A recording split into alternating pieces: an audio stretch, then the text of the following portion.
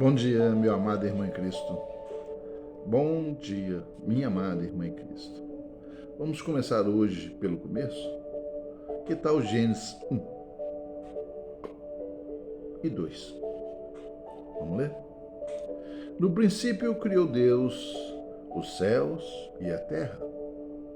Deus criou os céus, que a gente vê, e criou a terra, o sistema solar. E a terra era sem forma e vazia. A terra ainda não tinha a forma que hoje nós a vemos, né? Não havia árvores, não havia animais, não havia nada, apenas esse globo terrestre, cercado de água. E a terra era sem forma e vazia, e havia trevas sobre a face do abismo, e o Espírito de Deus se movia sobre a face das águas, apenas águas. Até que Deus fez a separação das águas e apareceu a porção seca. Mas tem uma coisa aqui que chama atenção, que eu já disse uma vez e vou voltar a dizer. Havia trevas sobre a face do abismo. O que quer dizer isso? Havia trevas sobre a face do abismo. Todo o céu estava escuro. Então não é essa treva. Porque toda a terra também estava escura, ou seja, sem luz. Foi preciso que Deus, e fala aqui, se você continuar lendo, fizesse a luz acontecer ali. Como? Criou o sol e criou a lua, para que iluminasse a terra de noite e de dia. Assim sendo, não cabe aqui essa palavra treva sobre a face do abismo. Isso é uma revelação. Abismo é o lugar onde os demônios não gostam de ser mandados. Quando Jesus caminhava pela terra e foi lá junto aos Gadarenos, havia um homem que vivia no sepulcro, possuído de uma legião de demônios. E quando aquela legião de demônios viu Jesus aproximar, falou: ixi, agora atrapalhou para nós.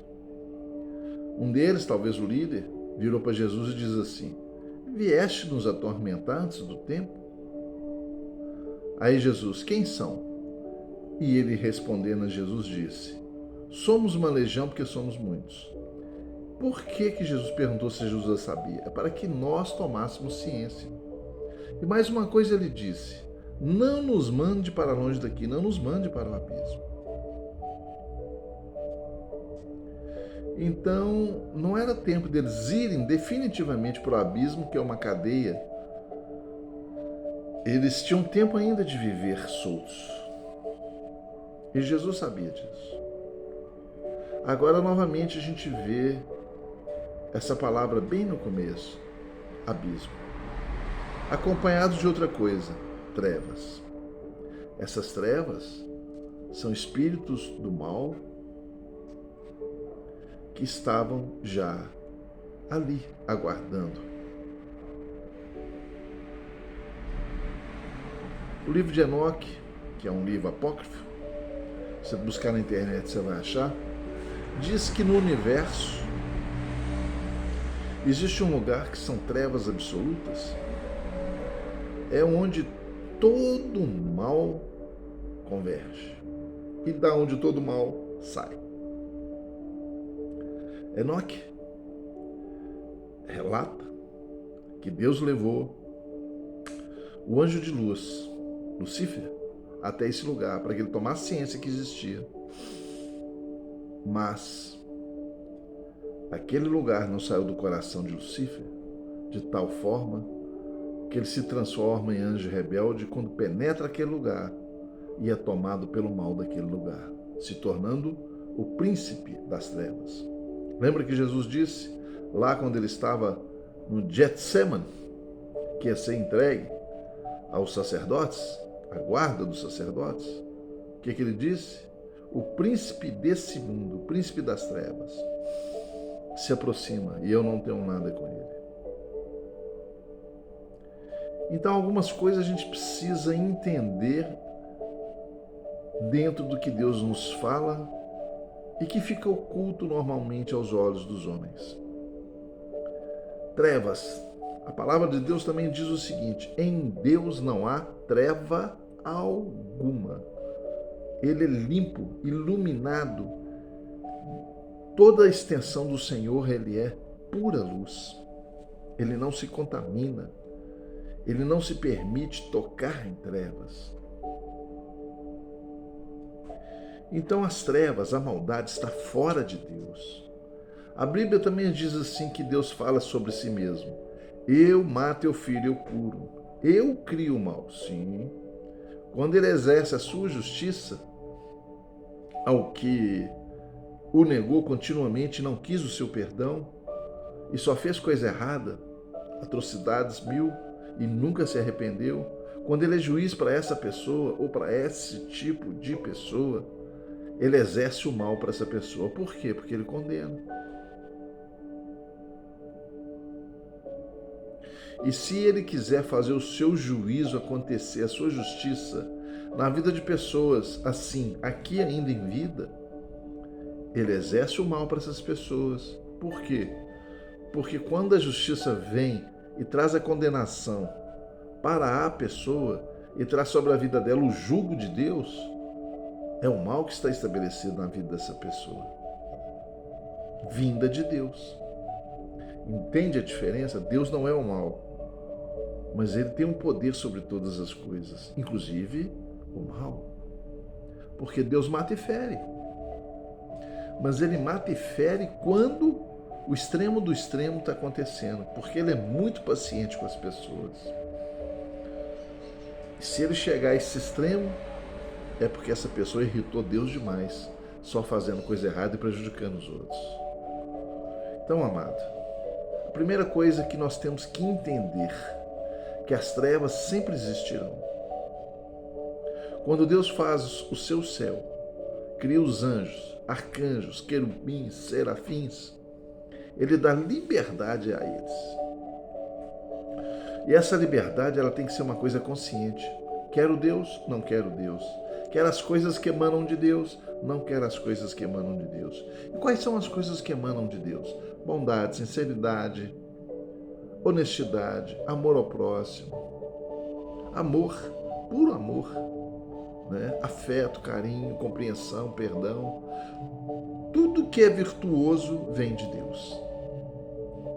Em compensação, tudo que é antivirtude vem das trevas. Ódio, raiva, ira, contenda. Essas imundícias todas aí nem precisa ficar relatando. Então, há uma separação entre luz e trevas. Deus não é trevas. E trevas não consegue ser luz. Então, o que ocorre é que o mal existe. Se o mal existe, a criatura que Deus faz tem que ser submetida diante desse mal, para que ela resista ao mal e permaneça com Deus.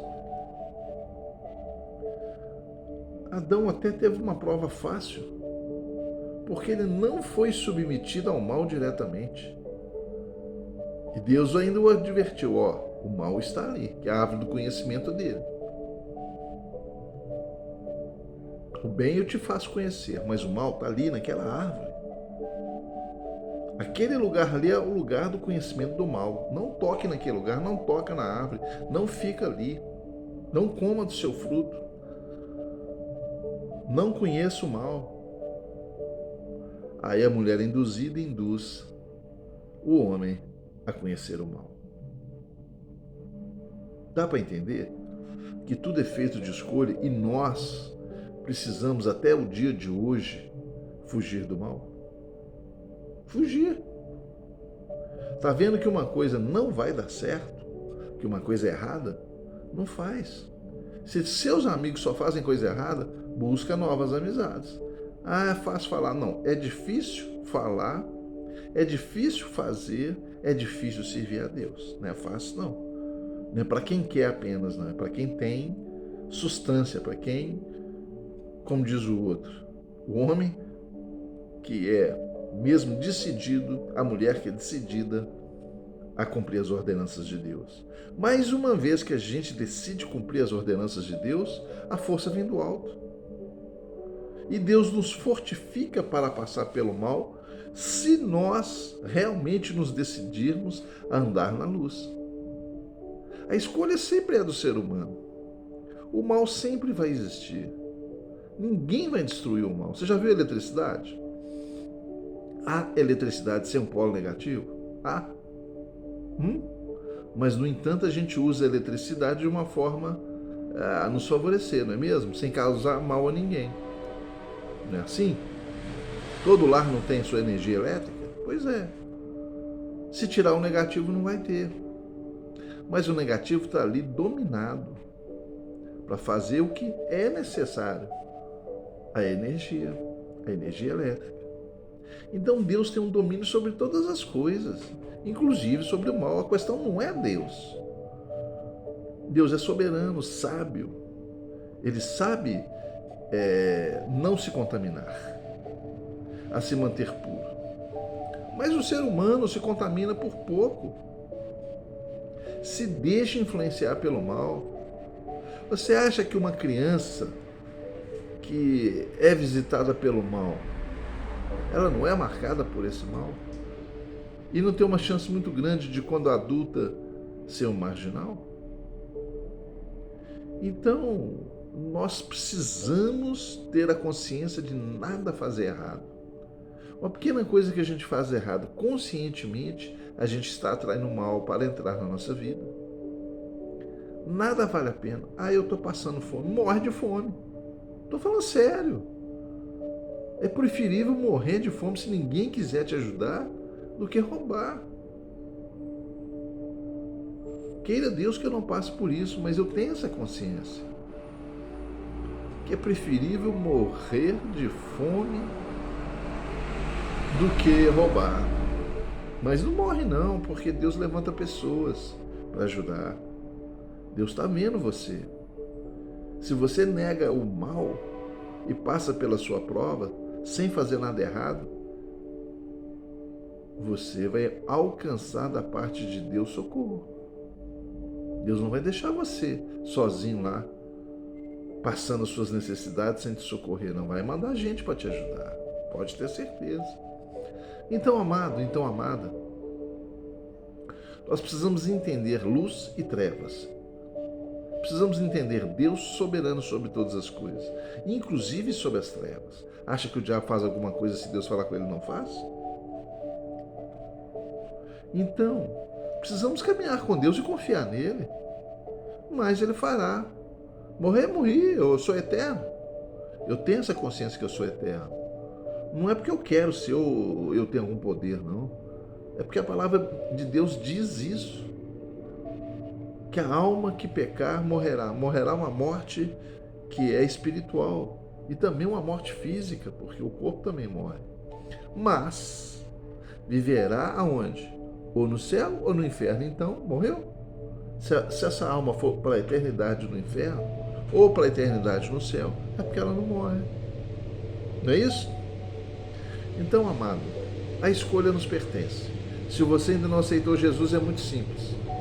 Basta dizer: eu aceito Jesus como meu único e suficiente Salvador e creio que Ele ressurgiu dos mortos.